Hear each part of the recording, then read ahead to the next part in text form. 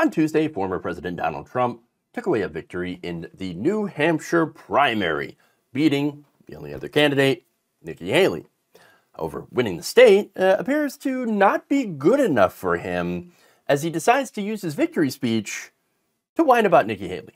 This is not your typical victory speech, but let's not have somebody take a victory when she had a very bad night. She had a very bad night. I'm up and I'm watching, and I said, she's taking a victory lap. And we beat her so badly, but Ron beat her also. You know, Ron came in second and he left. She came in third and she's still hanging around. I can go up and I can say to everybody, oh, thank you for the victory. It's wonderful. Or I can go up and say, who the hell was the imposter that went up on the stage before and claimed a victory? She did very poorly, actually. But the only person more angry than, let's say, me, but I don't get too angry, I get even. But you know me, I don't get too angry, I get even. Really now. I mean, he seems to be rather upset that Nikki Haley dares to stay in the primary against him, despite him winning. I mean, I don't know, maybe it's because he can't handle competition. No, what's really probably irritating him is the fact that the vote was a little bit closer than people thought it would be, or at least that he thought it would be. And a lot of the support came from independents, undeclared voters, meaning they, of course, were not registered Republicans, as New Hampshire has an open primary process, right? He even complained about that in the speech. The Democrats can come in and they could vote in a Republican primary. Yes, that's what an open primary is. That also means that the Democratic primary, Republicans can go in and mess that up if they want to. And so there's that. Now let's get to more statistics here of the independent or undeclared voters, right? Because I think this is really interesting. 47% of New Hampshire voters reported being registered as undeclared rather than Republicans versus a previous record of 45% in 2012. Haley won those undeclared voters by a 2-to-1 margin. So he's worried about the undeclared and independent voters, which, again, yes, it's a Republican primary, but those voters are still going to be there in the general election. And so I think he's a little worried about that. In fact, there are two groups in particular that came together for Nikki Haley. She won 58% of college graduates in preliminary results, compared with her 28% share in this group in Iowa. So there's that big comparison. There were more right-wing evangelical voters in Iowa. He did very, very good in Iowa. Trump did. And then, back to Haley, she won 61% of self-described independent voters, up sharply from Iowa, where she managed to get about 34% of them last week. So, look, Trump hates open primaries and also is very super salty with Haley for not dropping out and basically handing over the nomination to him. Now, the other thing is he thinks that maybe he's going to get her voters. That's not a guarantee.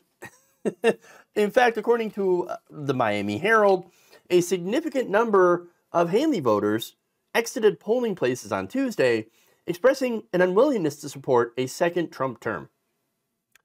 Other Republicans indicated in interviews they could be coaxed into backing a third-party, no-labels candidate, depending on the candidate drafted.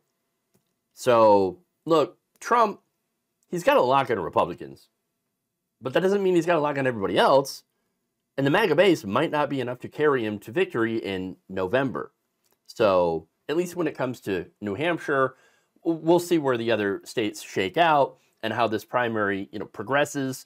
But Trump, this is already starting to get under his skin. You can't let people get away with bullshit, okay? You can't. You just can't do that. And when I watched her in the fancy dress that probably wasn't so fancy come up, I said, what's she doing? We won. And she did the same thing last week, but he was much more angry about it than I was. I said, get up there and you let him know. Yes, I wasn't the angry one. It was Vivek. Yeah, Ramaswamy, he was the angry one. I wasn't angry. I wasn't angry at all. Okay, but you're continuously bringing this up. Her fancy dress, which probably wasn't so fancy. Okay. He's totally not mad, though. He wants everybody to know that he's not mad, that it's all Vivek. That's right. This Ramaswamy, very, very mad. And Tim Scott back there looking like an idiot, just smiling and laughing at everything. Oh, awkward. Kind of reminds me of Chris Christie in the hostage video. But anyway, there's always got some sort of hostage thing going on behind him. You know? Somebody who's like just there because, you know, obviously they want to share in the power and things like that. And stay on Donald Trump's good side. At the same time, it's like kind of uncomfortable and cringy to watch. But anyway, Haley's campaign did respond to this. She said, this is Haley's communications director, Neshama Soloveitchik. She responded with, his angry rant was filled with grievances and offered the American people nothing about his vision for our country's future.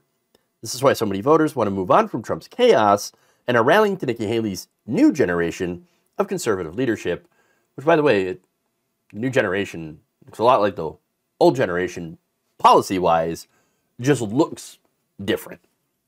That's it. There's change on the outside, continuity on the inside.